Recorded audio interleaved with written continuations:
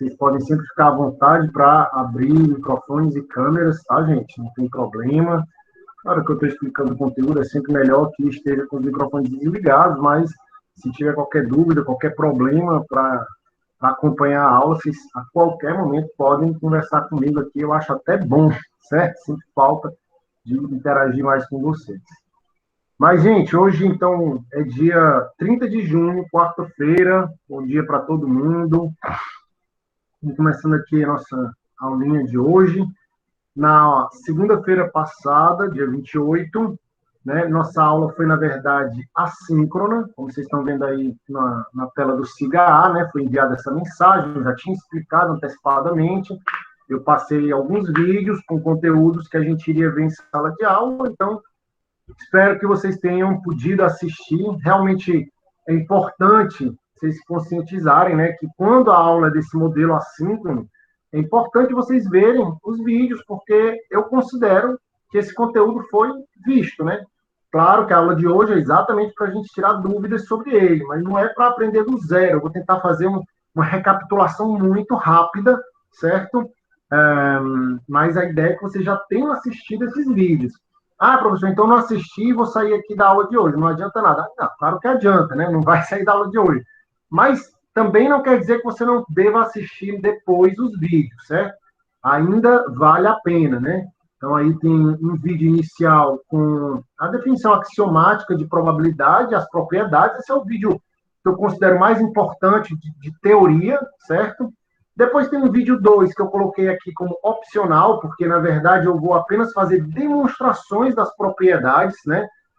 O importante aqui é a gente saber usar essas propriedades, mas eu, pessoalmente, a minha curiosidade matemática e científica, em geral, não me permite continuar usando qualquer tipo de fundamento matemático sem entender de onde aquilo veio. Eu acho que tem muita gente que é assim também, por isso que eu gosto de colocar as demonstrações sempre que possível, sempre que a gente consegue explicar, né?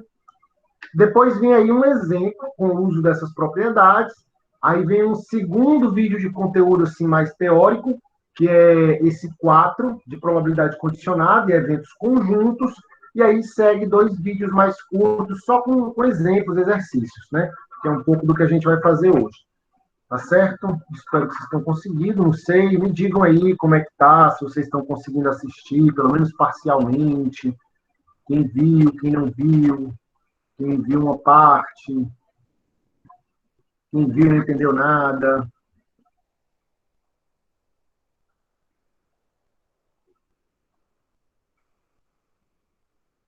Eduardo, Stephanie, conseguiram assistir. Estão me ouvindo bem, galera? O meu ventilador está aqui debaixo. Não sei se vocês estão ouvindo ele. Está fazendo muito barulho, tá? Ok, né? Qualquer coisa vocês me avisam, tá? Bom, gente, ó, essa unidade é a unidade 3, tá? De fundamentos de probabilidade. Então, tem aqui nossos conteúdos, nossos objetivos, as aulas que nós já demos, né? 2 síncronas e uma assíncrona. Mais tarde eu vou colocar a aula de hoje aqui também. Aqui vocês têm os slides que eu estou usando sobre essa unidade, a nossa lista de exercício e as soluções, enfim, as respostas da lista, né? Essas 2 atividades de casa, elas se referem às aulas da semana passada, certo? São atividades bem conceituais para vocês criarem exemplos sobre aquele material que a gente trabalhou de análise combinatória e conjuntos, tá? Só para a gente recapitular um pouco e ver se vocês conseguem contextualizar aqueles conteúdos em problemas. Então, inclusive, essas atividades ainda estão abertas até hoje. Quem não tiver enviado, não deixe de enviar, certo? Não é obrigado, volto a dizer, não é obrigado, é apenas para exercitar, né? Mas quem quiser ir contabilizando aqueles pontinhos a mais, aliás, eu até vou aproveitar, eu fiz aqui uma pequena tabelinha, não sei se vocês vão concordar com a minha tabela, certo? É uma proposta inicial. Mas se vocês não concordarem, é mesmo que nada. Não, estou brincando. A gente pode discutir. Pode discutir, mas vai ficar assim mesmo. Não, estou brincando também. É isso aqui. sobre como dar o ponto para essas atividades aí, certo? Essas atividades de casa. Então, só lembrando, essas duas aqui, como as aulas foram ao vivo aqui no Meet, elas não são obrigatórias, tá? Faz quem quiser. Essa daqui do dia 28, ela foi postada ontem e ela se refere à aula do dia 28, né? Da aula de segunda-feira. Como a aula foram vídeos, eu não tenho como contabilizar a presença de vocês de outra forma, a não ser pela atividade, tá bom? Então, sempre que você faltar uma aula, você pode fazer a atividade para contar a presença, mesmo tendo faltado a aula. É uma chance a mais que você tem de contabilizar a presença. Se veio para a aula, a atividade se torna opcional. No caso da aula de segunda-feira, como ela não foi ao vivo, aí, para contabilizar a presença, precisa fazer a atividade. Tá certo? Eu abri ela ontem e ela vai ficar aberta até segunda-feira. Então, vocês têm aí. E nós vamos resolver ela agora. Então, eu já digo, né, de antemão, peguem seus cadernos, peguem seus papéis aí e aproveitem e já resolvam junto comigo. Assim, vocês já vão ter a aula de segunda-feira feita, né? E, ao final da aula de hoje, eu passo uma pequena atividade para a próxima aula, mas aí não é obrigatória, porque vocês estão aqui agora, né? Quem estiver assistindo a aula gravada, já faz a atividade de segunda e a atividade de casa valendo pela aula de hoje. Bom, era isso aqui que eu queria mostrar para vocês, ó. Ponto extra pelas atividades de casa. Eu pensei em fazer dessa forma aqui. No final do semestre, eu vou contabilizar o percentual de atividades, que é esse pezinho aqui, certo? Vamos supor que a gente tenha feito aí umas 25 atividades, tá? Aí, então, se você cumpriu 20 atividades, eu vou fazer 20 dividido por 25. Esse é o seu percentual, certo? Se esse percentual for abaixo de 50%, não vai ganhar nada, porque, afinal, eu acho que para ganhar alguma coisa precisa ter pelo menos a metade, né, das atividades feitas. Quem tiver entre 50% e 70% ganha 0,3 pontos. Isso é na média, tá, galera? Por isso que pode parecer baixo, tá? Mas não é um pontinho numa atividade, não é um pontinho no AP, é um pontinho na média, beleza? É muita coisa, não é pouca coisa não, tá? Então, imagina que tu tá ali com 6,7 para ir para o AF, né? Aí tu fez ali mais da metade das tarefas, tu já ganha 0,3 pontos e passa com 7, certo? Então, não acho que seja um bônus tão fraco, não. Se você tiver feito mais de 70%, né, até 90%, seria meio ponto. Quem tiver feito mais de 90% das atividades vai ganhar 0,7 pontos. Quem tiver feito todas ganha um ponto. Porque eu tinha dito que ia ser até um ponto, né? Tinha prometido isso, no máximo um ponto. Então é isso. Quem tiver feito tudo ganha um ponto.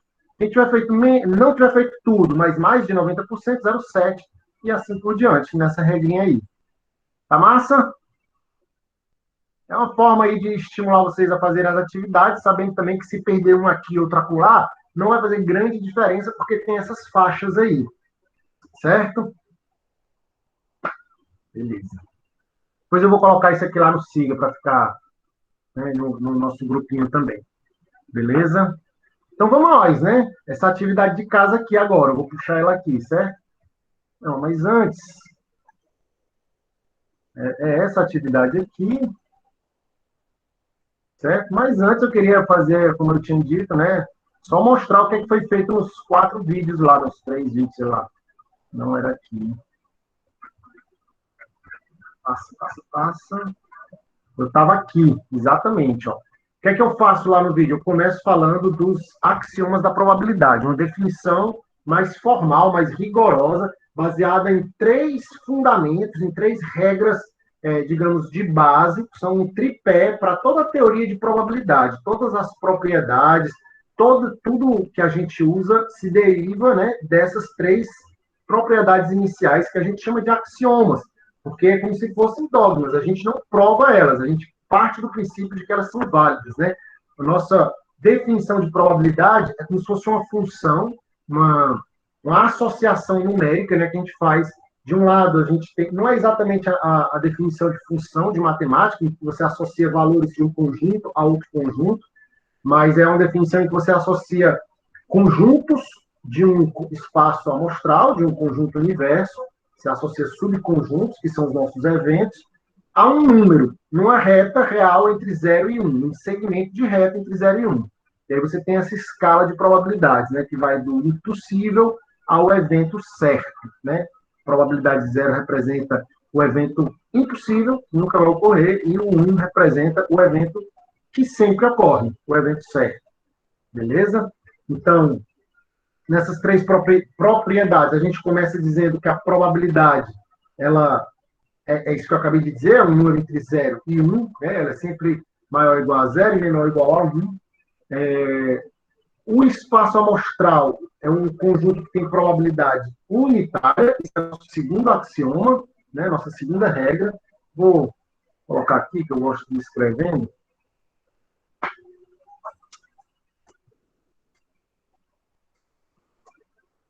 O primeiro vai dizer que a probabilidade de qualquer evento, tá? Essa é a notação que a gente usa para probabilidades, P maiúsculo, seguido de um parênteses, né? E dentro do parênteses a gente vai colocar um evento.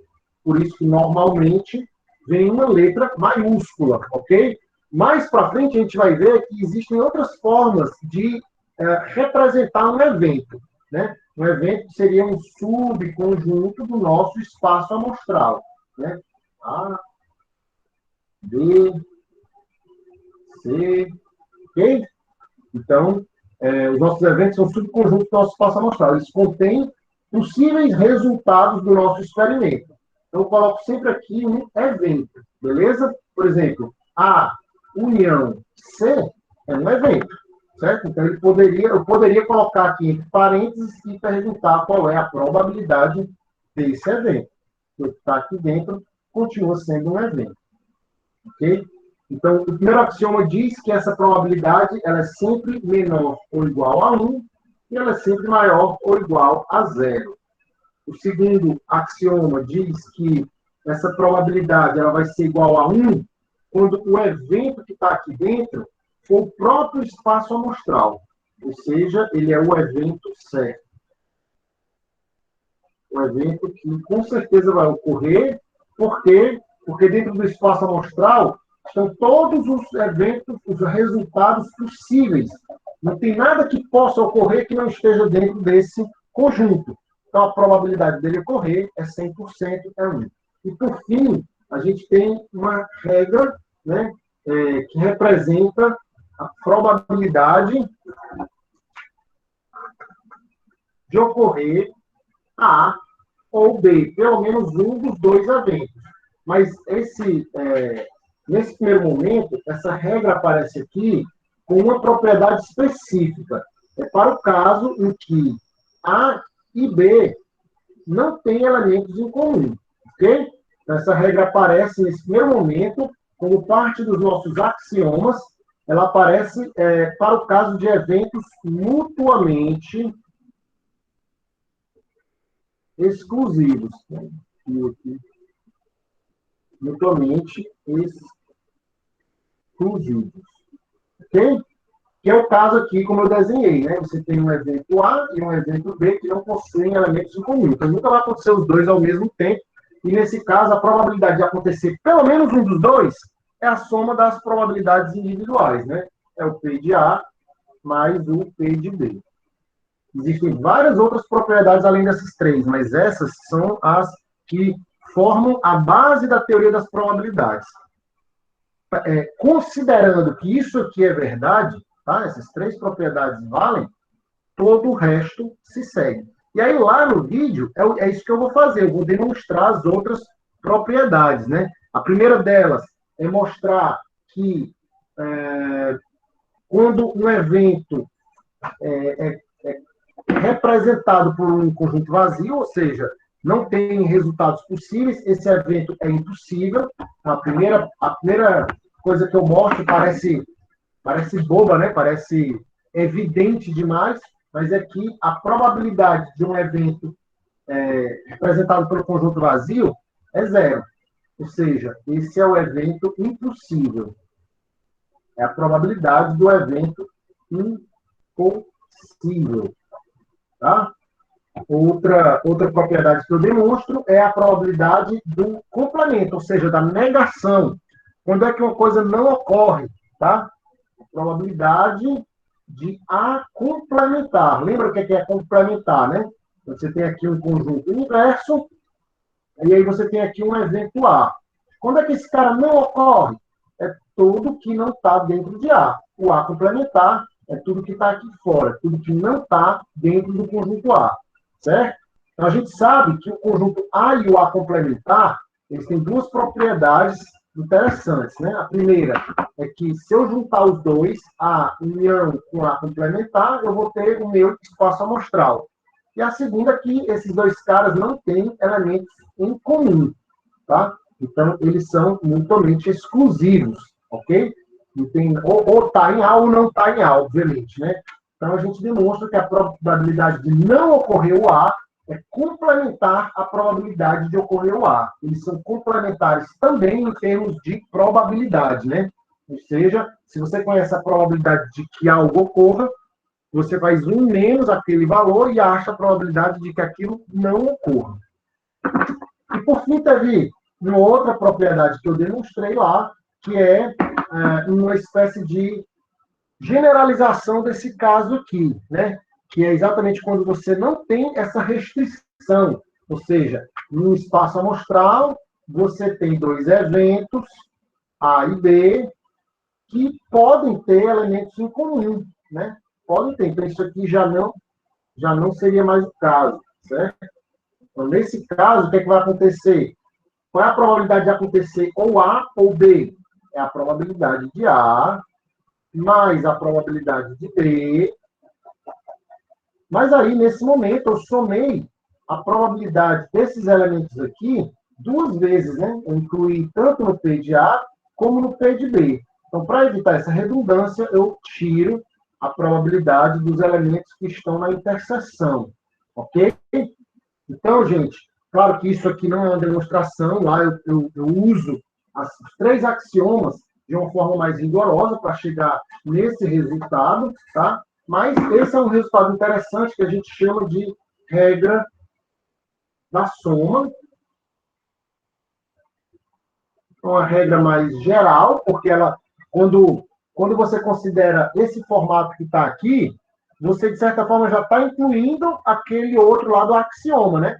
Porque vamos supor que você esteja usando essa fórmula e você está num caso em que isso aqui é um conjunto vazio, eles não têm elementos em comuns. Se você tiver no outro caso, certo?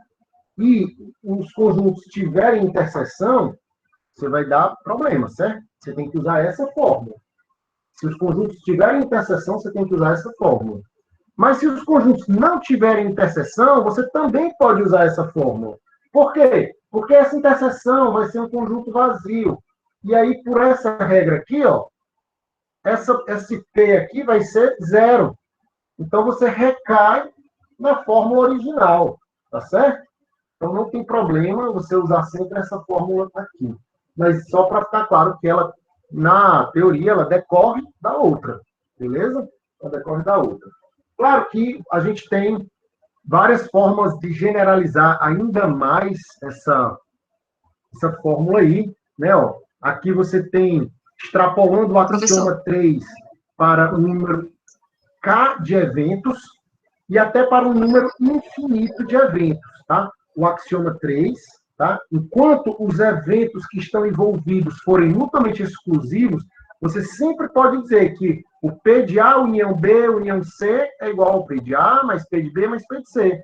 O P de A união B união C, união A, união B, união C, união D, 4, ele é a soma das probabilidades dos quatro. E isso para infinitos eventos, isso pode se demonstrar, certo? E a gente também, aqui, ó, as propriedades, né? A gente também pode demonstrar essa propriedade aqui, que eu acabei de colocar aí no quadro, certo? Para mais eventos do que dois.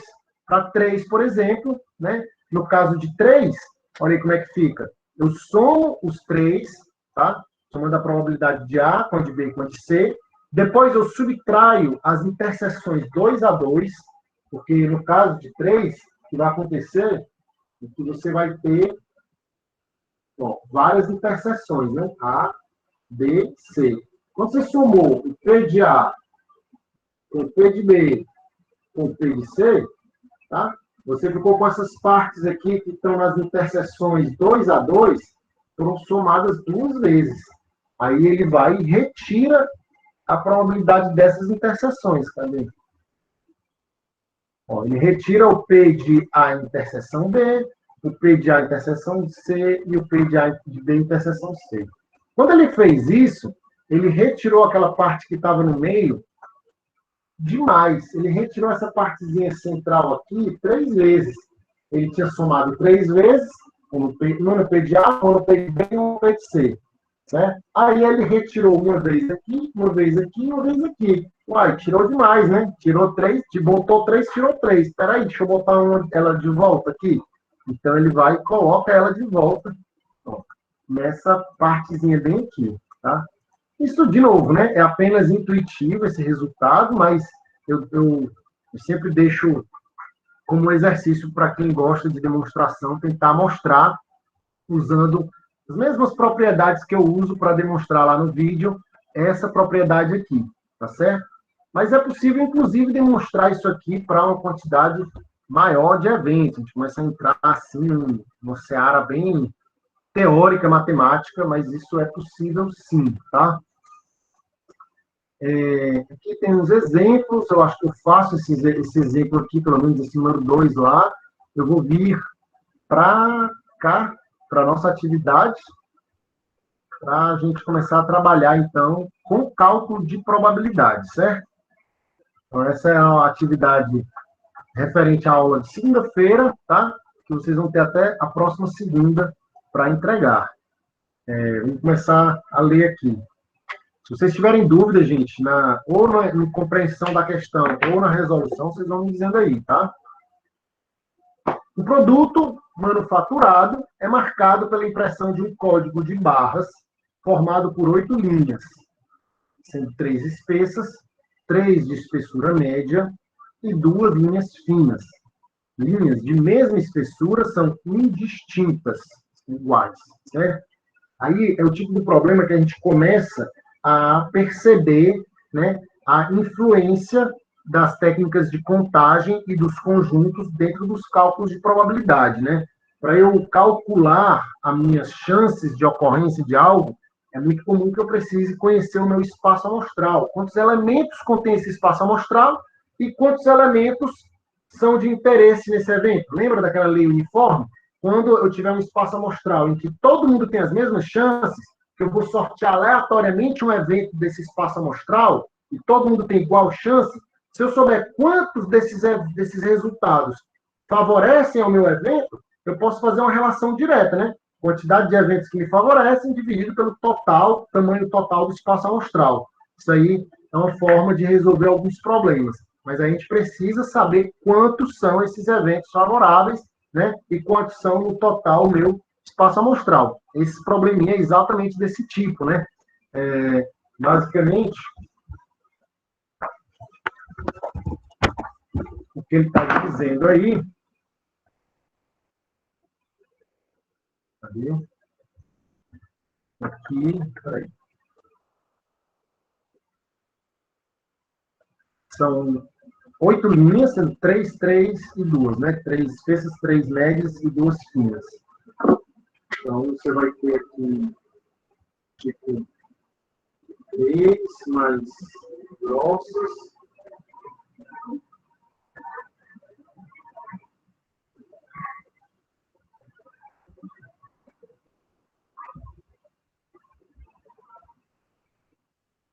Três médias.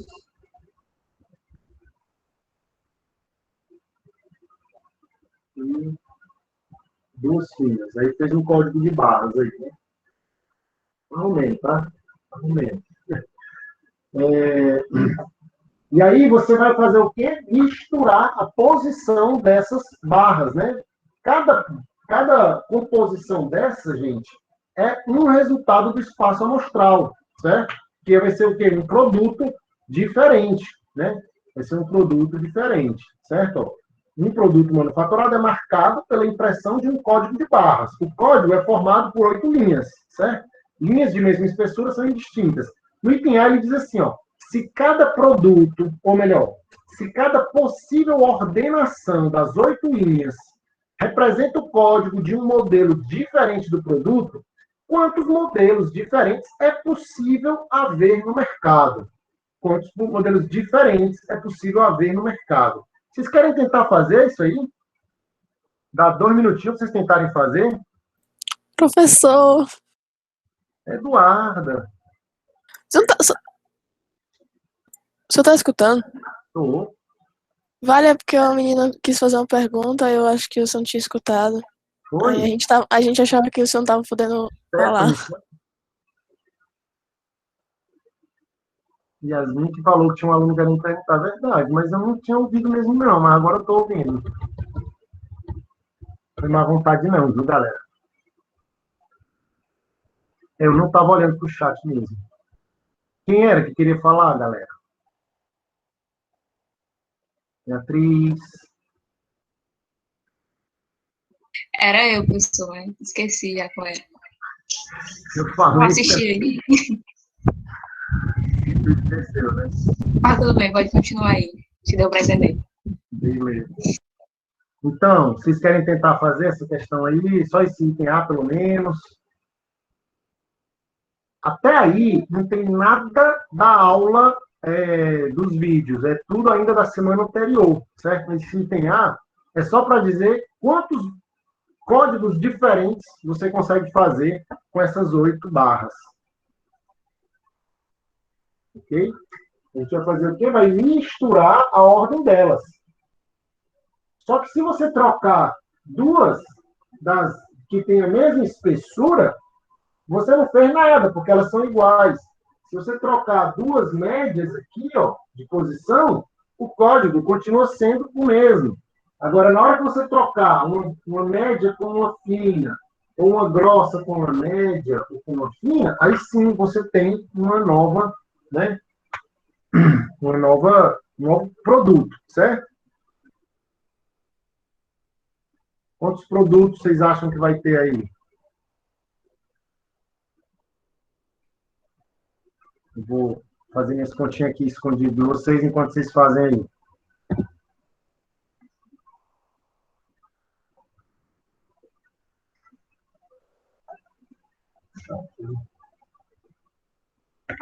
Terminaram?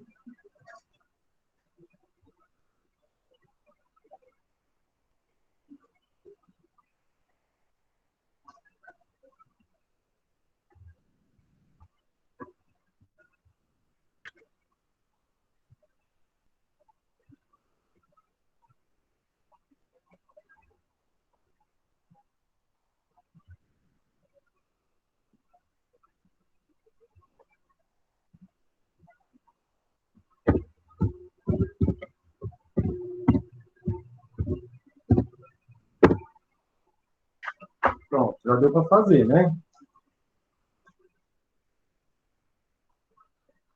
Eduarda.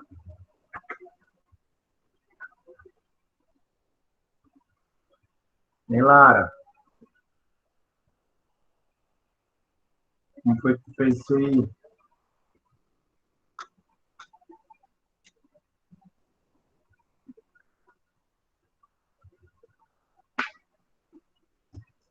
Angeli Lucas. Vocês estão perguntando, será que seria tanto? Será que dá tanto? Será que faz desse jeito? Eu quero que alguém diga. Acredite na sua resposta. Aí, olha. Vou acreditar no Não, mas é como fez na aula passada, né? De quarta-feira. Pode? Que é sobre o... com repetição. Aí, quando você tem uma sequência com objetos iguais, indistintos, né? Você acaba utilizando o N, que seria o número de objetos, e você divide pelo fatorial de cada repetição. Então, se são 3 listas grossas, né, espessas, seriam 3 fatorial, as médias 3 fatorial e as finas 2, né? Então, seria o total, já que o total são 8, e seria o fatorial delas, dividido por fatorial de cada uma. Exatamente.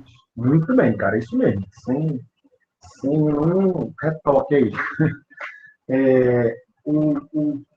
As permutação, a permutação das 8 barras, né, vai ser 8 fatorial.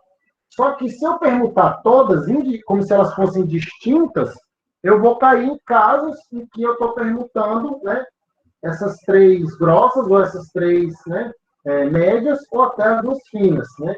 Então, na verdade, aqui dentro dessas 8 fatoriais soluções, eu tenho subconjuntos, onde aqui dentro eu vou colocar permutações que, na verdade, são indistintas para mim, né? Ou seja, vai aparecer o mesmo código de barras, porque as barrinhas são iguais, né? Então, nesse caso, quantos bloquinhos, ou melhor, quantos códigos vão aparecer dentro de cada bloquinho desse aqui? Vão ser, como disse aí o Matheus, 3 fatorial, que são as permutações das grossas, vezes 3 fatorial de novo, que são as permutações das médias, vezes 2 fatorial de novo, que são as permutações das finas. E essa quantidade aqui representa o número de códigos que vai ter dentro de cada subconjunto desse. O que eu quero saber é quantos subconjuntos eu tenho, ou seja, quantos códigos realmente diferentes vão aparecer dentro do meu, né, do meu conjunto universo. Então, o número que a gente está procurando seria exatamente 8 fatorial, dividido por 3 fatorial, vezes 3 fatorial, vezes 2 fatorial. Eu vou escrever o meu numerador como sendo 8 vezes 7, vezes 6, vezes 5, vezes 4, e aí vezes 3 fatorial.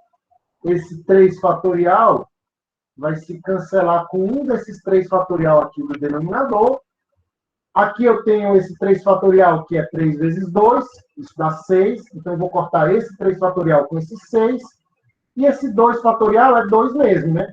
Então, eu vou só simplificar com esse outro 4 aqui. Eu vou ter 8 vezes 7 vezes 5 vezes 2. Nas minhas contas aqui, deu, como na de vocês aí também, 560, tá? O que a gente acabou de concluir? Que nós temos 560 formas diferentes de organizar essas barrinhas. Então, nós podemos ter até 560 produtos ou modelos, né, diferentes no mercado. Quando o cara escanear, ele vai detectar que é um modelo diferente de produto. Tá certo? Então, isso responde aí ao item A. Só que ele diz no item B o seguinte: se, no entanto, existem no mercado 140 modelos diferentes, ele poderia ter 560, né? Mas na prática, o que é que ele tem? 140 modelos diferentes do produto. Qual é a probabilidade de se obter um código de um produto existente, tomando ao acaso uma sequência qualquer de 3 linhas espessas, 3 médias e 2 finas?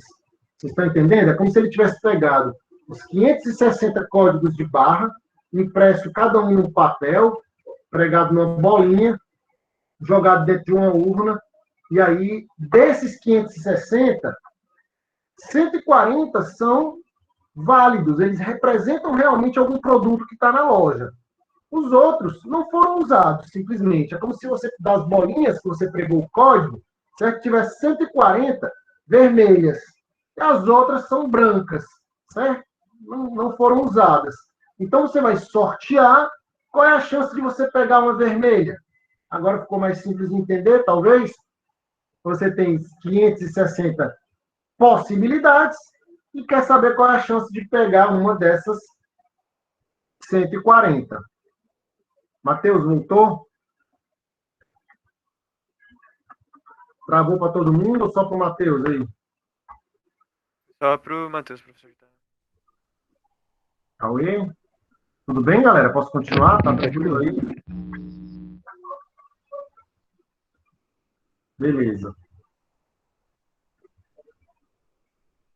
Então,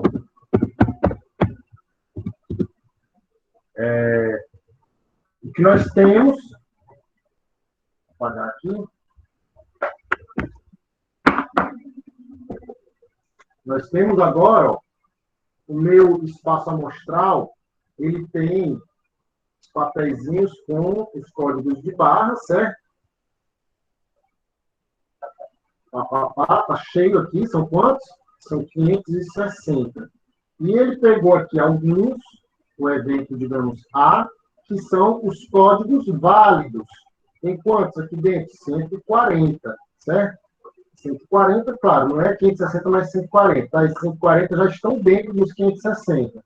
Então, a probabilidade de eu pegar um código válido seria 140 dividido por 560.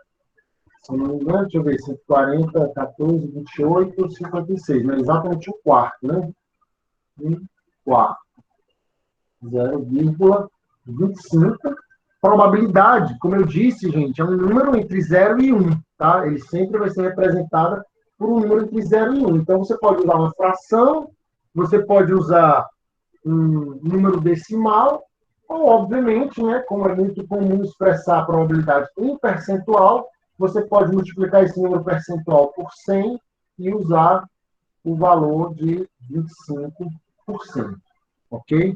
25% de chance de pegar um código válido. Tá claro? Beleza aí? Difícil, fácil, médio? Entenderam, não entenderam?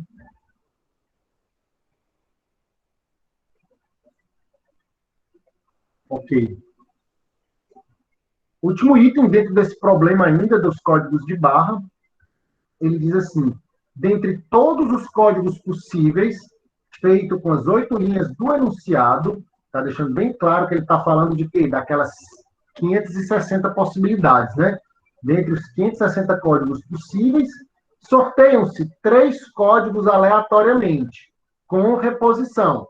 Pega um, olha, joga para dentro, sorteia outro, olha, joga para dentro de novo, sorteia outro. Qual é a probabilidade de que pelo menos um deles indique um produto existente? Isso aqui, gente, é basicamente o item B 3 vezes, certo? Isso aqui basicamente é o item B feito 3 vezes, em que você sorteia... No primeiro, você tem o item B. No primeiro sorteio, você tem exatamente o item B. Qual é a chance de que venha um produto com o código válido, né? Ou seja, uma bolinha vermelha. Só que aí você vai jogar para dentro de novo e sortear de novo. E depois de novo. Tá certo? 3 vezes. Tá certo? O lance aqui é que, como a gente tem uma reposição, essa probabilidade vai ser sempre a mesma, certo? A gente poderia desenhar aqui as diferentes possibilidades em um diagramazinho, certo? Fazendo assim, ó, a cada sorteio, deixa eu colocar para vocês verem, né? A cada sorteio, eu vou manter isso aqui, porque a gente vai precisar usar, né, esse resultado bem aqui. Certo? Isso aqui mais não. No primeiro sorteio, o que é que eu posso ter? Um código válido ou não. Eu vou colocar o evento A, né? O evento A ou não, certo? Qual é a chance de ocorrer um código válido? 25%. Qual é a chance de ocorrer um código que não é válido? 75%. É o complemento, né? A gente está usando a propriedade do complementar. A chance de ocorrer um código não válido é o complemento de ocorrer um código válido, ou seja, 1 menos 0,25, que é 0,75. Mas aí daí para frente eu vou repetir, e as probabilidades vão se repetir. Por quê? Porque eu estou repondo. Então eu estou mantendo sempre o meu denominador, né? Ou seja, a quantidade de códigos válidos lá, como sendo a mesma. Na segunda retirada, eu de novo posso ter um código válido ou não. E isso pode acontecer tanto se o primeiro código, a primeira bola fosse vermelha, o primeiro código era válido, como também se ele não era válido. Certo? E a mesma coisa acontece em qualquer situação quando eu vou tirar a terceira vez, fazer o terceiro sorteio. Certo? Então, eu vou ter aqui sempre um código válido ou não. Ou não há, ou não há, ou não há. Certo? Em todas as vezes, quando eu tiro um código válido, eu tenho uma chance de 0,25 e uma chance de 0,75 para um código não válido, certo? Em todas elas. Não vou repetir aqui, mas são todas elas. Então, o que a gente pode fazer aqui? Contar o que ele está interessado de verdade, ó, o que ele quer. Aqui. Ele quer que, veja, tudo que vem depois do de, probabilidade de, né? Ó, tudo que vem depois do de é o evento que ele está interessado no problema, certo? É o que eu vou colocar dentro do parênteses. P de, eu boto dentro do parênteses esse evento. Então, nesse caso, o evento é que pelo menos um dos códigos sorteados, dos 3, represente um produto existente, certo? Vamos contar quais são o número de códigos existentes ao fim de 3 sorteios. Qual é o meu espaço amostral de verdade aqui? Tá?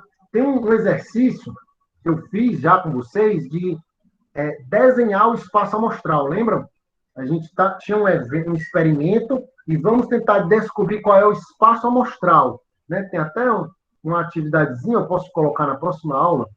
Ó, essa daqui, ó. Defina o espaço amostral para cada um dos seguintes experimentos.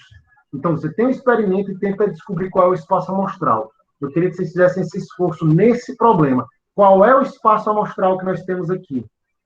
Quando eu sorteio 3 códigos aleatórios, eu vou contar quantos são válidos.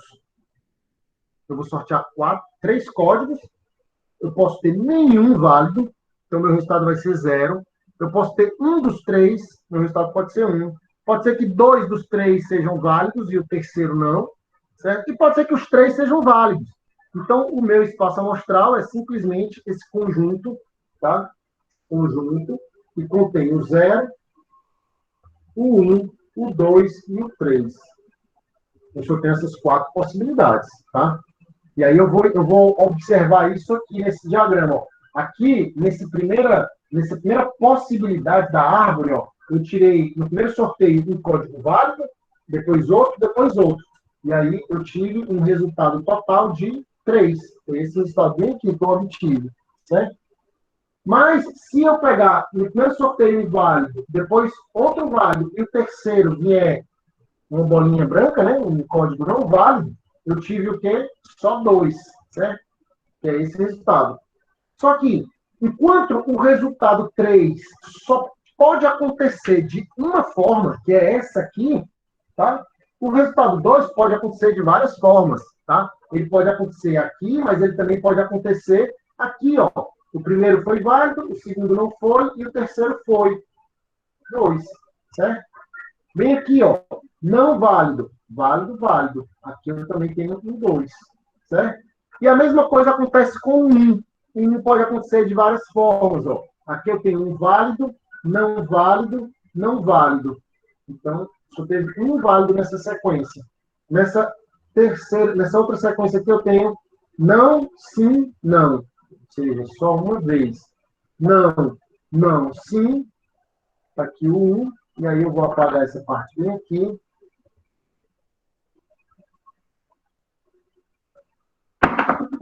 E aqui é o único caso em que nenhum dos códigos é válido. Tá certo? Então, vejam, eu só tenho essas 4 possibilidades, mas nem todas têm as mesmas chances. Tá? Eu não posso usar a nossa lei uniforme nesse espaço amostral aqui. Beleza? Do jeito que ele está. Eu posso dizer assim, ó, eu estou interessado na probabilidade de dar 2. Mas 2 é um resultado possível dentre 4. Então, a chance é 1/4. Não, eu não posso fazer isso. Porque a chance de dar 2, ou de dar 0, ou de dar 1, não são as mesmas. Beleza? Mas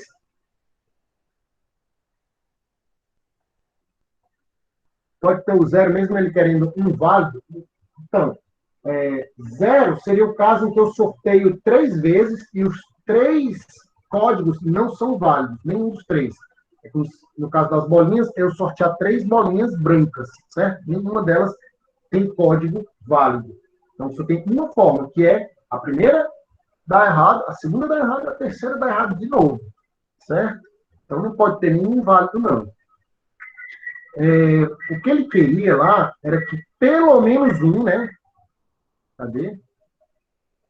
Pelo menos um indique um produto existente. Em outras palavras, pessoal, ele quer que o resultado seja pelo menos um, ou seja, um, dois ou três, né? O evento de interesse dele é esse aqui, ó. O evento de interesse dele no espaço amostral é esse aqui. Não vou chamar de A para não confundir ali, chamar de B. O evento B de interesse. A pergunta lá na questão, no item C, é essa: qual é a probabilidade desse evento? Mas, de novo, cuidado para não pensar assim: olha, tem 4 resultados. Aqui eu tenho 3, então o resultado vai ser 3/4. Não, gente, não. Por quê? Porque as chances não são as mesmas, certo? O que eu tenho que olhar é qual é a probabilidade de ocorrer o 1, qual é a probabilidade de ocorrer o 2, qual é a probabilidade de ocorrer o 3. Aqui é a regra da soma.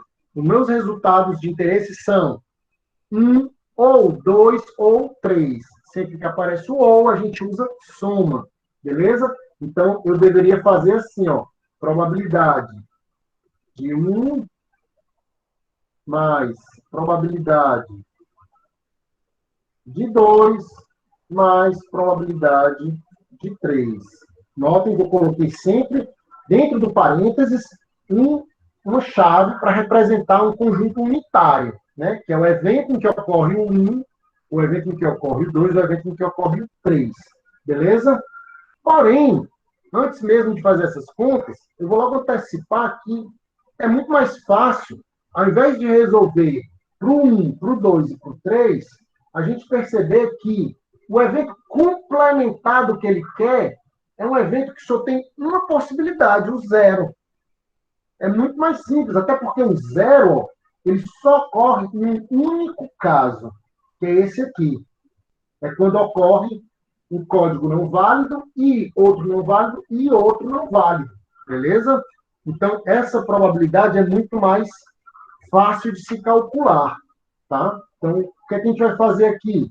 Vai dizer assim, ó, a probabilidade de ocorrer o evento B é 1 menos a probabilidade de não ocorrer o evento B, de ocorrer o evento complementar de B, certo? Mas quem é o evento complementar de B? É o evento zero, o evento em que ocorre o zero. Tá? E aí eu calculo a probabilidade de ocorrer zero, que seria o quê? 0,75 vezes 0,75 vezes 0,75. 1 menos 0,75 elevado ao cubo. Tá? Porque é esse vezes esse vezes esse. Aqui eu escrevi, mas é a mesma coisa. Vou fazer aqui a continha. 0,75 elevado ao cubo vai dar 0,4218. 1 menos 0,421875. E o resultado, 1 menos esse valor, dá 0,578125. Tá? O que eu poderia arredondar aí para 57,81%. Beleza? Difícil? Calma, que também não vou colocar assim tão besta na prova, não, senão vocês vão ficar com raiva. Professor, mas assim, como é que a gente vai identificar o valor? Diga, estou ouvindo. Pera. Quando é que a gente vai identificar que a gente tem que usar o diagramazinho lá das bolinhas, né? Que você coloca os eventos dentro, e quando é que a gente vai ter que utilizar esse que não sei o nome. Esse da árvorezinha? É. Mas, Eduardo, são só formas diferentes de enxergar a mesma coisa, certo?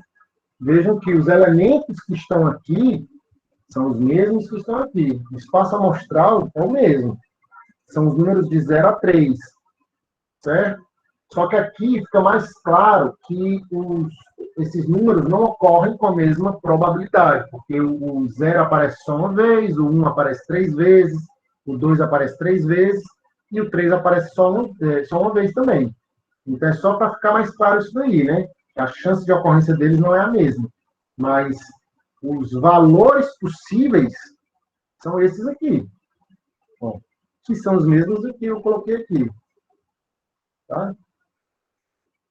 Não existe isso de dizer assim, ó, o espaço amostral é o conjunto dos números 0. Deixa eu fazer logo essa troca aqui de tinta.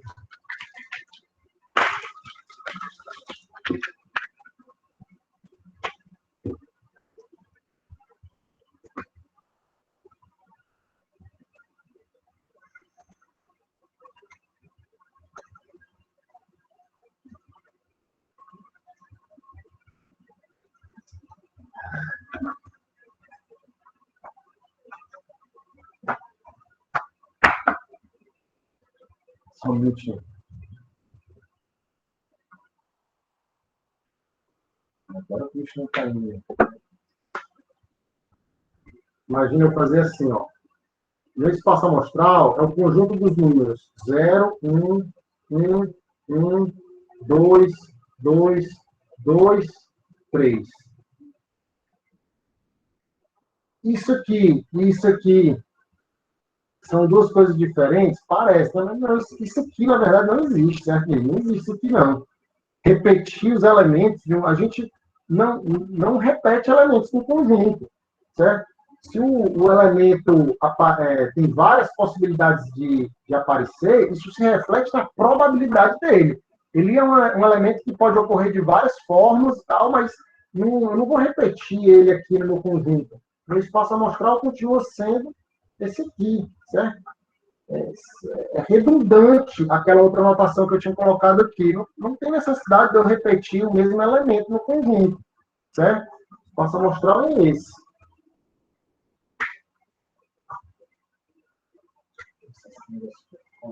Está descendo a tinta agora. Sim, vamos lá então aqui na outra questão. Bom, agora tem uma questão em que ele fornece uma tabelinha aqui, certo?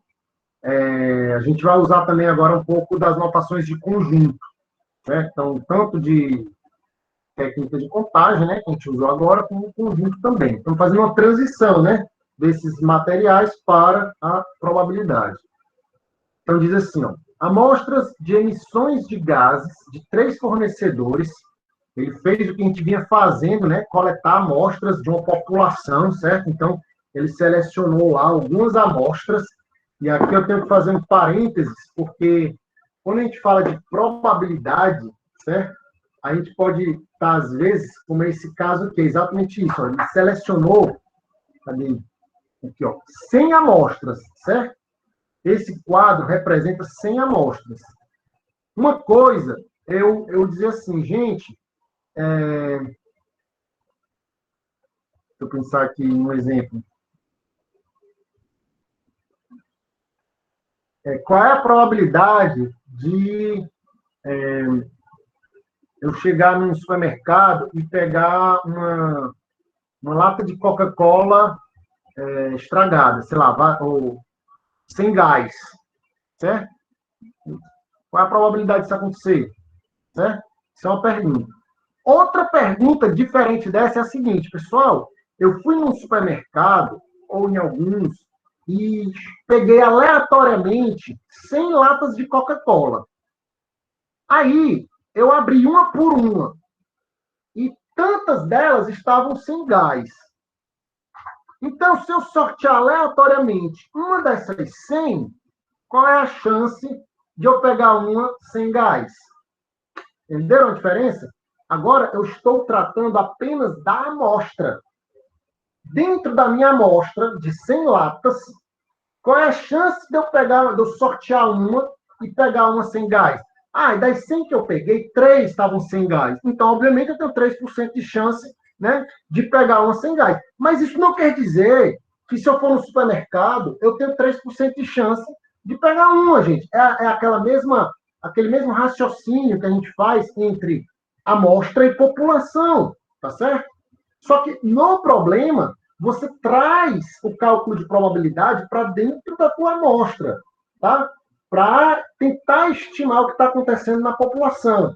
Mas na hora que você está calculando, você está olhando apenas para a amostra, como se aquela amostra fosse tudo que existe. Só tem que ter o cuidado de saber que aquilo não se reflete necessariamente na população, beleza? Vamos guardar isso em mente. Que é o que está acontecendo aqui, ó. Ele pegou amostras de emissões de gases de 3 fornecedores, ou seja, 3, sei lá, 3 fábricas, 3 indústrias, qualquer, 3 empresas, né? E essas amostras foram classificadas, né? Cada amostra, eles olharam se ela estava em conformidade, tá? Em relação às especificações da qualidade do ar, certo? Então, tinham amostras que estavam em conformidade, ou seja, que respeitavam as questões de qualidade do ar, né? E teve amostras de gases que não respeitavam, né, o padrão de qualidade. Beleza? Isso para 3 fornecedores. Então, tiveram amostras do fornecedor 1, 22 delas estavam em conformidade, 8 não. Então, eu peguei quantas do fornecedor 1? 30, certo? 22 em conformidade, 8 não.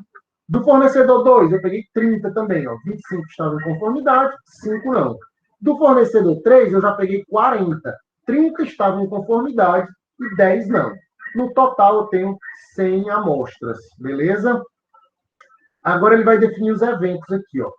A, ele define como sendo o evento em que uma amostra é do fornecedor 1. E B é o evento em que uma amostra está em conformidade com as especificações, certo? Independente do fornecedor. No evento A, tem que ser do fornecedor 1, independente da conformidade.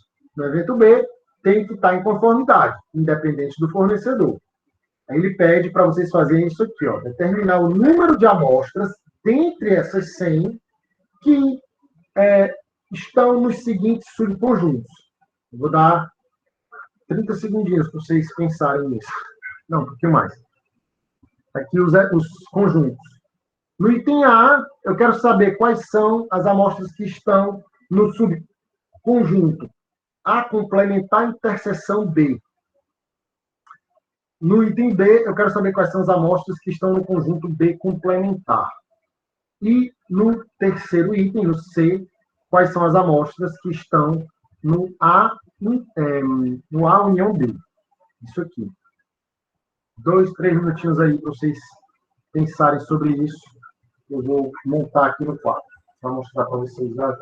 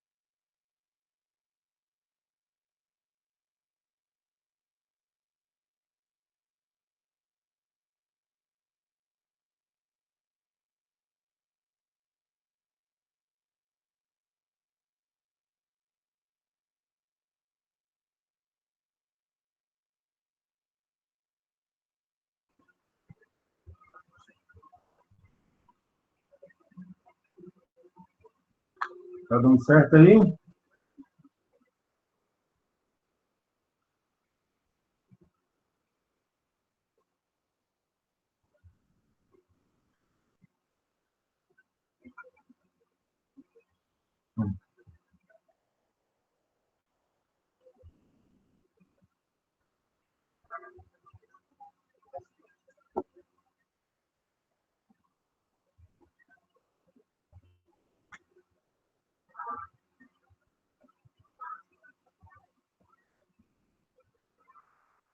Podemos?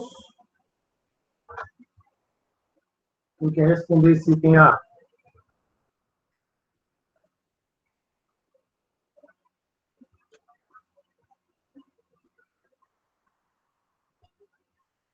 Aqui me disse 55 amostras. Stephanie, você saberia nomear esse evento do item A com palavras? Que elementos são esses? Como é que você chamaria eles?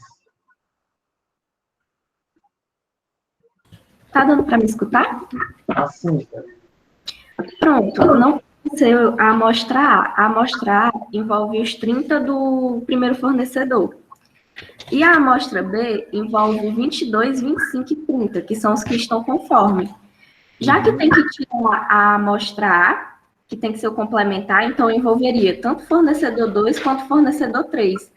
Só que a amostra B se deixa envolver 25 e 30. certo. Entendi. Como é que você diria? Como é que você diria assim, olha, eu quero aqui no item A os elementos que o quê? Como é que você diria com palavras, ao invés de usar essa expressão aqui? Os elementos. Todos os elementos que estão em conformidade com a qualidade do A, exceto os do fornecedor 1. Pronto, massa. Muito bem. É isso que eu peço para vocês fazerem no item D, certo? Ó, só adiantando aqui. Cadê? Não era aqui. No item D, eu vou dizer assim, ó, especifique nominalmente os elementos dos conjuntos dos itens anteriores, tá? Foi isso que a Stephanie acabou de fazer. Ela disse assim, ó, aqui no item A nós temos todos os elementos que estão em conformidade, exceto os do fornecedor 1. Ou então, todos os elementos que estão em conformidade do fornecedor 2 ou 3, certo? Mas você está falando nominalmente sem usar uma notação matemática. Beleza? Aí, como ela também já disse, né? Quer dizer, quem não está em conformidade, quem não está no fornecedor 1, seria esse A complementar, né? Seria esse bloco aqui, ó, certo? Só que desse bloco eu preciso pegar a interseção com o conjunto B, com aqueles que estão em conformidade. Então, eu vou pegar só esses 25 e esses 30 aqui, tá? Então, fica realmente 55, né? Eu vou ter aqui 25 mais 30 igual a 55. Alguém gostaria de fazer o item B? Dizer quantas amostras eu tenho nesse evento aqui?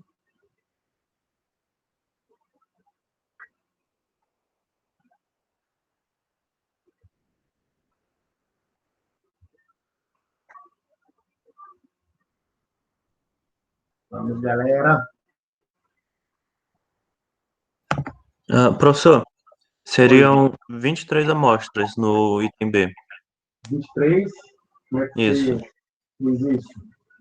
São as 23 amostras, seria a não conformidade. Certo. Então, já respondendo ao item D, esses caras aqui são os que estão em não conformidade, é isso? Isso, é o complementar de B. Bom, então você fica com todo mundo que não está dentro do conjunto B. São esses aqui, né? Sim. Então, são os elementos da não conformidade. 8 mais 5 mais 10. 22. Não conforme. E conforme Certo. Fornecedor 1. E aqui, quem seria? Obrigado, Lucas. Quem poderia fazer aí item C?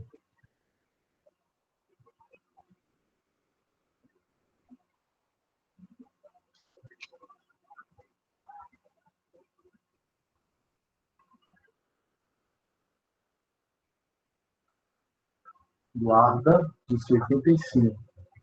Como é isso, Eduardo? Que elementos são esses, nominalmente falando? Calma, são todos os elementos do fornecedor 1, mais os elementos que estão em conformidade.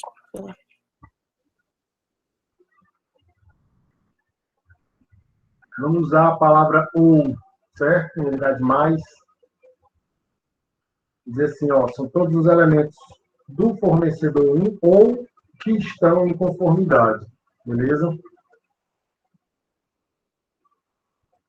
Quantos são que estão nessa categoria? 85, né? Como é que você chegou a esse resultado?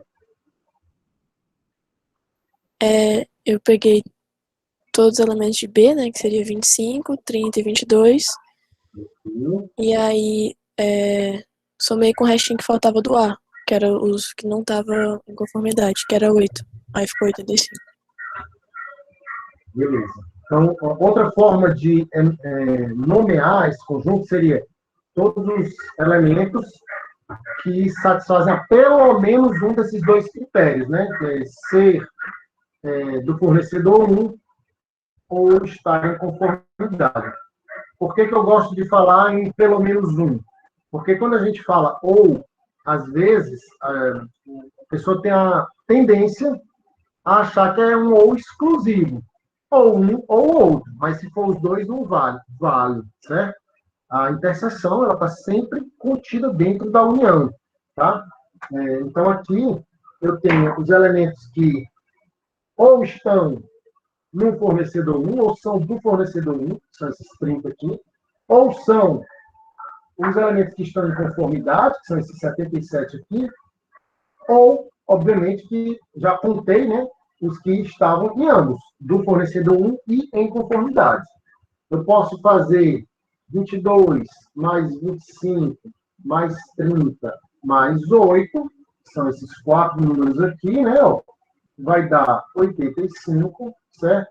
Mas a gente também pode usar aquela propriedade que a gente usou antes, né? Que seria todos de A mais todos de B, depois eu subtraio da interseção, certo? Quem são todos de A?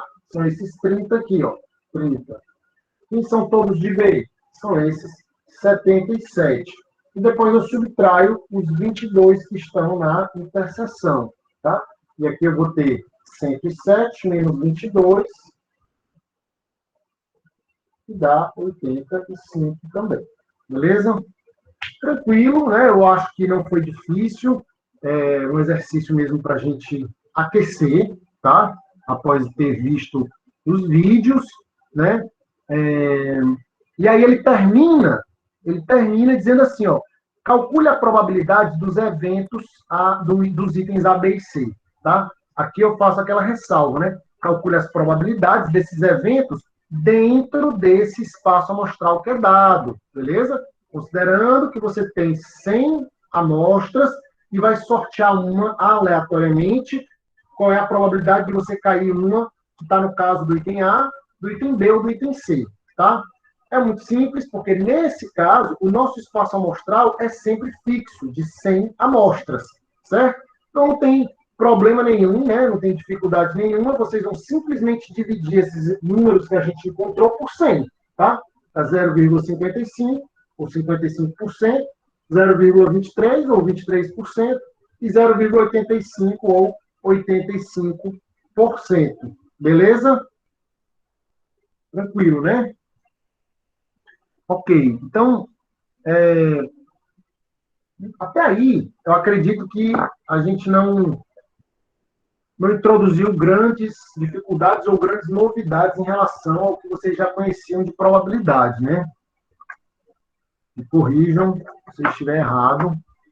mas eu também queria saber se vocês já tinham visto, já conheciam essas noções que eu introduzi nos vídeos aqui, ó, nesse quarto vídeo para frente, no caso, a noção de probabilidade condicionada e eventos conjuntos. Alguém já conhecia isso? Foi novidade? Eu queria trabalhar um pouco com essas noções agora.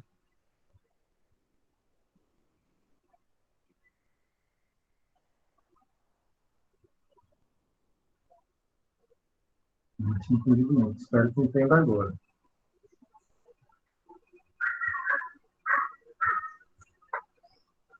Bom, vamos ver um pouquinho essa questão da probabilidade condicionada, certo? Primeira coisa é entender que eventos, tudo que a gente está calculando até agora, a gente chama de probabilidade a priori, certo? Lembra que quando a gente falou de probabilidade a primeira vez, a gente, na verdade, falou de frequência relativa, e a frequência relativa, ela representa a quantidade de vezes que um evento ocorre depois que eu executei o experimento, que eu observei, né? Sei lá, num jogo de cartas, eu repito lá um sorteio de cartas várias vezes e percebo que um determinado resultado ocorreu tantas vezes de um total de tantos. Então, eu jogo um dado em 50 vezes e percebo que tal resultado ocorreu 15 vezes, enfim.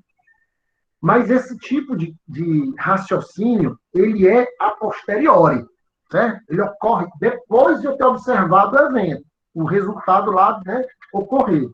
E agora, com a probabilidade axiomática, a gente está trabalhando a priori. Quando eu digo que um sexto dos lances de dado vai dar o número 6, eu não preciso jogar o dado nenhuma vez para dizer isso, certo? É claro que, na prática, né, as frequências vão mostrar isso daí, mas eu imagino que vocês entenderam que isso é uma probabilidade a priori, né? Eu não preciso repetir ou executar o meu experimento. Porém, depois que eu observo um experimento, eu posso fazer observações e inferir probabilidades de outras coisas, né? Para ter uma noção se as probabilidades influenciam ou não umas nas outras. Esse é o grande lance, é saber se certos eventos influenciam na forma como outros ocorrem, certo? Esse é tudo que tem a ver, né, com probabilidade condicionada. É você estar interessado numa parte do seu espaço amostral e não no todo. Por isso que, quando a gente fala de probabilidade condicionada, a gente usa muita expressão probabilidade a posteriori ou probabilidade das partes, né? Eu estou trabalhando com... Eu vou usar expressões em português, né? Como dentre tais coisas, eu vou usar expressões como quando tal coisa acontece, qual é a probabilidade de, se tal coisa acontece, dado que tal coisa aconteceu, certo? Então, eu vou usar essas expressões que particionam o meu espaço amostral. Eles separam o meu espaço amostral em uma parte. E eu vou tomar apenas essa parte, certo? Aqui eu trouxe um exemplo, não sei se é o melhor dos exemplos. Estou em dúvida se eu faço esse ou outro. Vamos lá, vamos trabalhar com esse daqui. Nesse caso Professor, aqui... rapidinho. Oi, Eduardo. Naquela questão que a gente resolveu, né? Acho que era das máquinas e tal. Que o senhor fez lá o diagramazinho de árvore.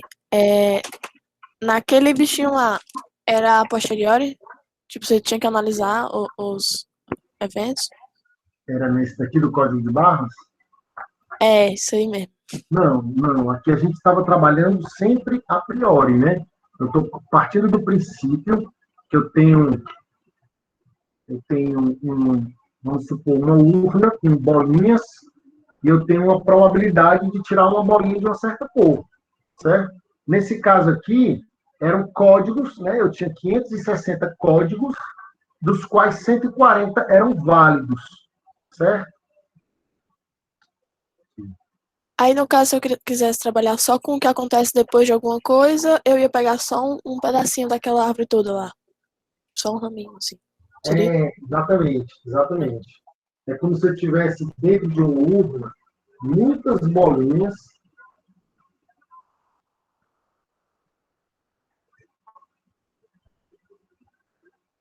e dessas bolinhas, algumas são vermelhas, outras são brancas. Né? Claro que eu estou partindo do princípio de que na hora de sortear, eu consigo uma aleatoriedade, né? De forma que qualquer uma tem igual chance de ser sorteada, certo? Então, a priori, a probabilidade que eu tenho, vamos supor, eu não contei aqui, mas vamos supor que eu tenha 20 bolinhas, sendo 16 brancas e 4 vermelhas. Certo? Então, a priori, a probabilidade de eu tirar uma vermelha é de 4 sobre um total de 20.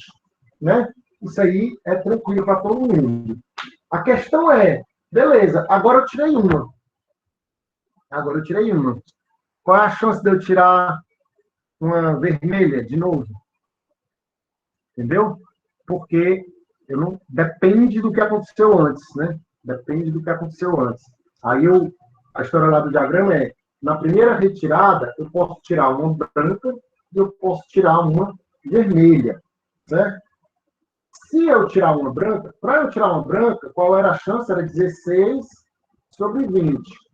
Para eu tirar uma vermelha, a chance era 4 sobre 20.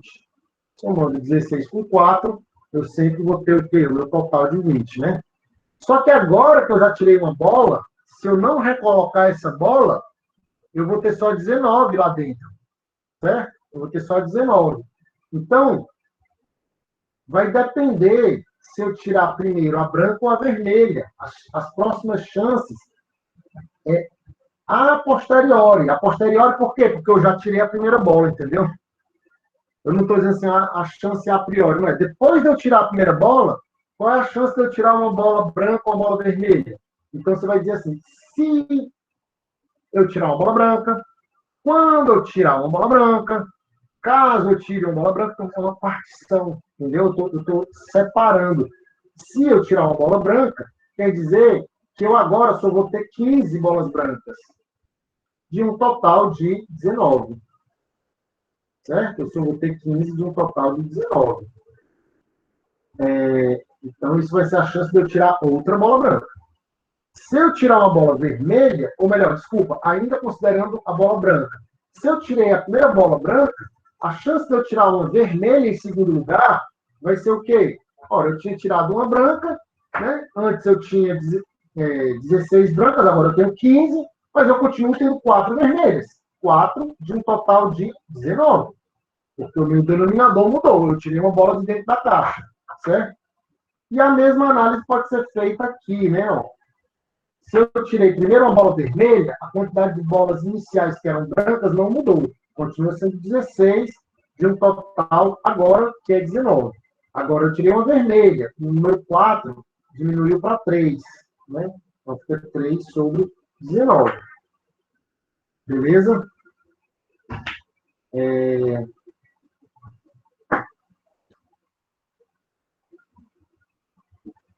A pergunta que eu poderia fazer aqui, certo? Até aqui eu imagino que não seja tão difícil, né? Porque aí você vai dizer assim, qual é a probabilidade de eu tirar 2 bolas brancas? Aí você vai dizer, isso não existe. É só pegar esses dois aqui, ó. Qual é a probabilidade de eu pegar 2 bolas vermelhas? Você vai multiplicar esses dois aqui. Né? Esses dois aqui, ó. Beleza. A pergunta é assim, qual é a probabilidade da segunda bola ser vermelha, por exemplo? Aqui é o primeiro sorteio. E aqui é o segundo sorteio. Pergunta, qual é a probabilidade do segundo sorteio resultar em bola vermelha? Certo? Você vai me responder isso aqui ou isso aqui? Tem os dois, né? Tem os dois. O segundo sorteio, ele pode resultar em dois resultados, branco ou vermelho. Mas o branco pode acontecer de duas formas diferentes, e o vermelho também, certo? O branco tanto pode resultar desse caminho, como desse caminho. E o vermelho tanto pode resultar daqui, como daqui, certo? Então, são dois eventos diferentes, né? Para saber a probabilidade de acontecer isso ou isso, eu preciso somar, certo? Ou, então, eu somo. A probabilidade de acontecer uma bola vermelha seria eu somar a probabilidade desse resultado com a desse resultado. Então, o primeiro seria 16 sobre 20 dividido por 4 sobre 19. 16 sobre 20 vezes 4, 19 avos, tá? Isso aqui, vou chamar de,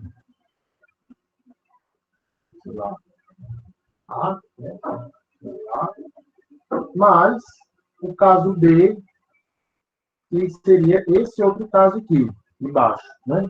Seria 4 sobre 20 vezes 3 sobre 19. Certo? Então, é assim que a gente considera. O que é que eu estou fazendo aqui, gente? Ó, tudo que está acontecendo aqui no segundo sorteio depende do primeiro. É assim. Se o resultado do primeiro sorteio for esse, então, no segundo sorteio, eu tenho aquelas probabilidades. Se o resultado do primeiro sorteio for aquele, então, no segundo sorteio, eu tenho aquelas probabilidades. Tá certo? Porque a gente não pode desconsiderar que certos eventos podem influenciar outros eventos. Às vezes não é o caso, e nós vamos estudar isso aqui também, né?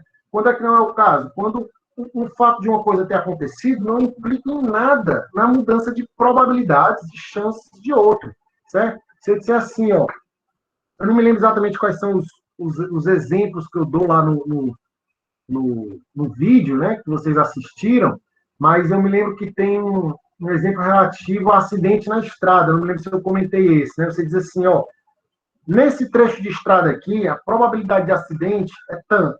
Vou colocar, comentei, né, da chuva, exatamente. Probabilidade de acidente nesse trecho de estrada é 1%. A cada 100 carros que passam, um sofre acidente. Agora, está chovendo. Então, quando está chovendo, dado que está chovendo, sabendo que está chovendo, qual é a probabilidade de acidente? Você possivelmente vai imaginar que aumenta, né? Aumenta a probabilidade, porque se eu pegar apenas os carros que passam durante a chuva, eu vou ter uma proporção maior que sofre acidente, certo? Se eu pegar apenas os motoristas que consumiram álcool antes de dirigir, provavelmente eu vou pegar mais acidentes também, certo? Agora, se eu disser assim, olha, eu vou pegar só os motoristas que nasceram em janeiro, certo? Só a galera, sei lá, de tal signo, ou de tal mês do ano. Eu não sei, né? Vai que o signo influencia, mas em princípio, eu não acredito que vai fazer grande diferença, né? O fato da pessoa ter nascido num mês ou em outro, né? Eu acho que eu dei outro exemplo também com questões genéticas, né? A pessoa que nasce com síndrome de Down e os pais nasceram em janeiro, a mesma coisa, né? São eventos que, em princípio, não estão correlacionados, certo? Agora, podem ter questões genéticas que estão associadas aos pais terem aquela questão genética. Então, sabendo que os pais têm uma certa condição genética, a chance do filho ter também aumenta ou até determina, né? Exatamente. Então, são esses exemplos, né, que eu queria dar. E aqui eu tenho um gráficozinho que mostra, ó, exatamente como é que eu calculo a probabilidade de um evento B, dado que o eventual ocorreu, certo? Então, você tem todos os resultados possíveis da tua observação que estão dentro desse retângulo grande, o teu espaço amostral, certo? Aí tem um certo evento A, que contém alguns elementos do teu espaço amostral, e tem um outro evento B, que contém outros elementos do espaço amostral, certo? E eles têm alguns elementos em comum. Aí eu digo assim, gente, qual é a probabilidade desse evento B, dado que ocorreu o A? Certo? Dado que ocorreu o A, quer dizer que, se você olhar agora para esse conjunto A, certeza que ele aconteceu. Certeza. Certo? Eu já estou te dizendo que eu executei o experimento e vi. Por exemplo, choveu. Gente, choveu. O cara dirigiu na chuva. Dado que ele dirigiu na chuva, qual é a chance dele ter tido um acidente? Então, tem um evento que eu estou interessado, que é o acidente. Tem um evento que eu sei que ocorreu. Como é que um influencia no outro? Certo? Então, dado que choveu, todos os casos em que não choveu, agora eu estou eliminando no meu espaço amostral. Esquece aquilo. Não ocorreu. Eu estou a posteriori. Eu já observei o evento. Não estou mais a priori. Certo? Então, dado que choveu, qual é a chance de ter ocorrido acidente, que está aqui no conjunto B? Então, para que tenha ocorrido o conjunto B, é preciso que tenha ocorrido alguém do conjunto B que está no conjunto A, ou seja, na interseção. Certo? O meu interesse agora são nesses eventos aqui, mas não mais dispersos, não mais diluídos no espaço amostral todo, e sim diluídos apenas no conjunto A. Por isso que eu divido a probabilidade da interseção pela probabilidade do conjunto A, que é aquele que serve de parâmetro agora, né? Que eu sei que ocorreu, certo? É o meu novo espaço amostral, ok? Deixa eu tentar pensar em alguma coisa bem simples aqui. Um dadinho.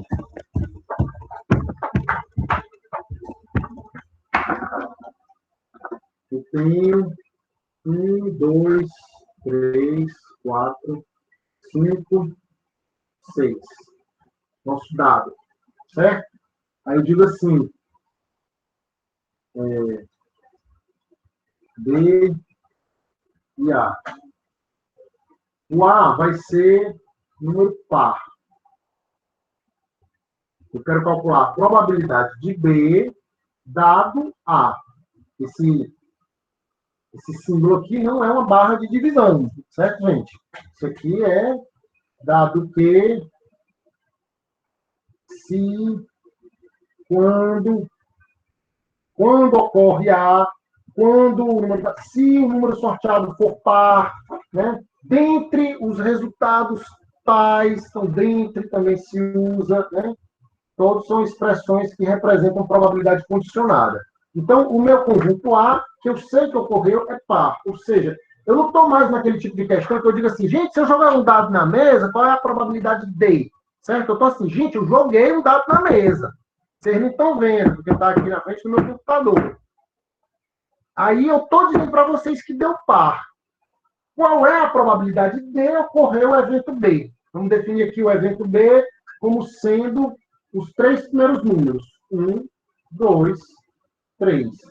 Certo? Me diga uma coisa. Se eu só jogasse o dado e perguntasse qual era a probabilidade do evento B, qual era a resposta? 3 resultados de um total de 6, ou seja, um meio, 50% de chance do evento B ocorrer, concorda? Mas agora eu estou dizendo que eu já joguei o dado e ocorreu o evento A. Dado que ocorreu o evento A, sabendo que o evento A ocorreu, quais são os resultados que me sobram? Então, esse de vermelho é o A e esse aqui de azul é o B. Então, como vocês estão vendo, para que ocorra o evento B, só sobrou a possibilidade de quem? Do número 2. Né? O 5 não é mais uma possibilidade, porque ele não é par, então ele não está no conjunto A. O 1 não é mais uma possibilidade, o 3 não é mais uma possibilidade. Então, a única chance que eu tenho de ocorrer o evento B é que ocorra o 2. Certo? Então, eu vou ter agora probabilidade de ocorrer A e B dividido pela probabilidade de D. Certo? Então, desculpa, de A, né? Sempre esse cara vem para cá, ó, certo? Então, eu vou ter aqui, ó, uma possibilidade, vou colocar aqui 1 de 3, certo? Esse é o resultado que a gente vai obter, 1/3, que é diferente daquela de 1/2, né? Mas eu vou escrever do jeito que eu coloquei aqui na fórmula. Ó.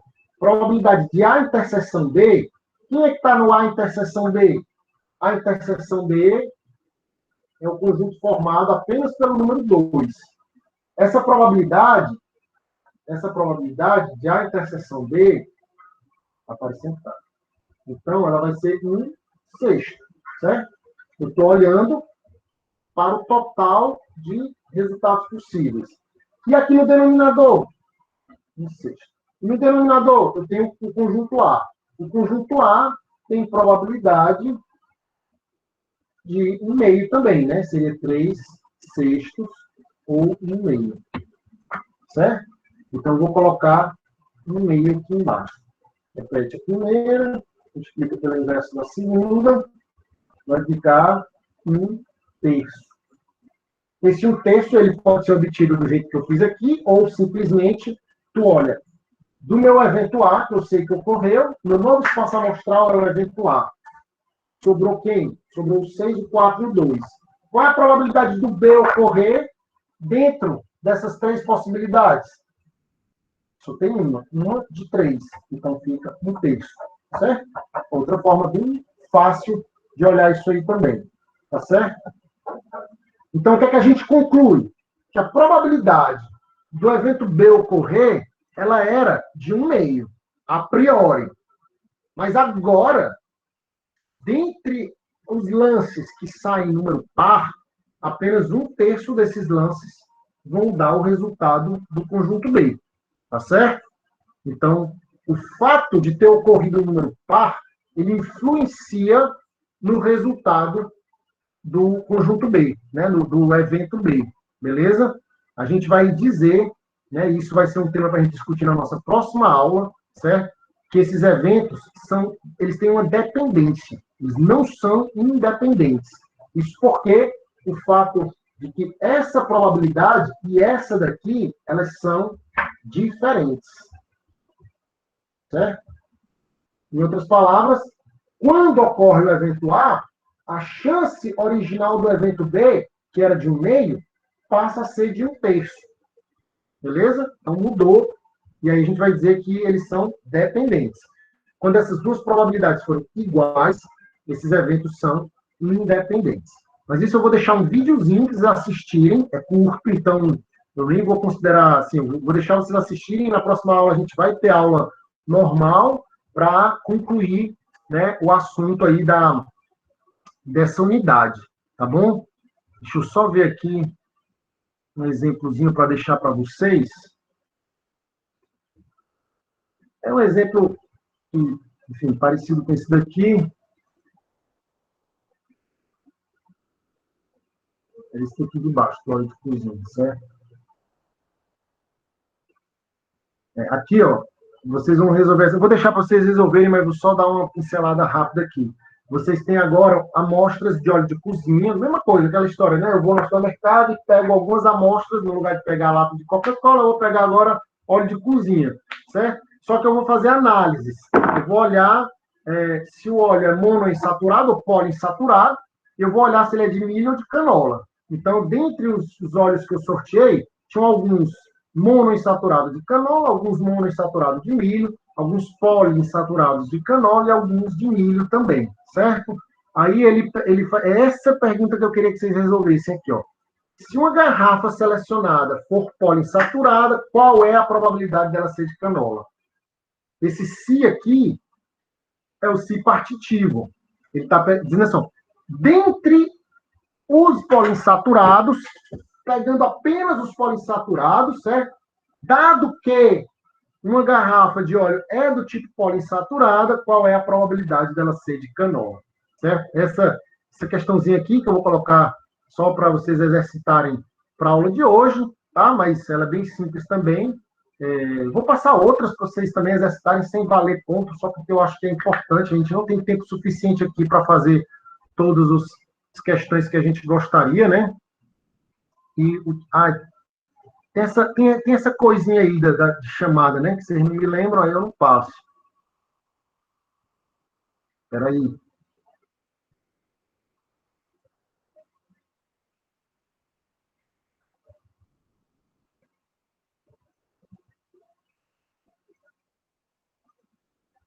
essa coisinha chamada chamada.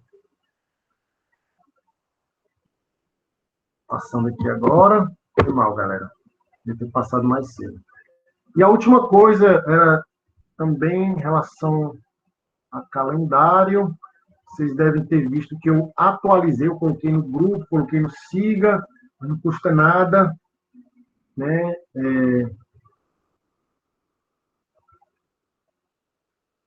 Repetir aqui o cronograma, tá? Que foi atualizado com as novas datas. Claro que essas datas ainda podem sofrer modificações até o final, certo? Mas já estão, acho que, um pouco mais ajustadas, a gente vai tentar seguir. E aí, ó, hoje é dia o quê? 30, né? Hoje é dia 30, nós temos aqui um TD aí sobre fundamentos de probabilidade na nossa próxima aula, que seria segunda-feira. Não vai ser durante a aula, certo, gente? Então, calma. A gente ainda vai ter a aula todinha para tirar dúvidas sobre essa parte de probabilidade, certo? Depois da aula, eu vou fazer que nem eu fiz da última vez, eu abro o formulário com algumas questões e vocês resolvem. Eu dou aí um dia para vocês resolverem, certo? Mas a gente precisa ir fazendo esses TDs para não perder muito o fio da meada e para não entrar em outra matéria sem ter avaliado a matéria anterior, certo?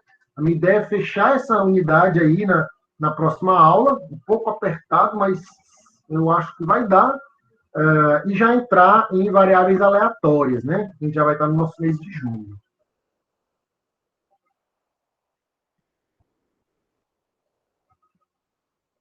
Eu não entendi a história do robô, quase não prova que é um robô.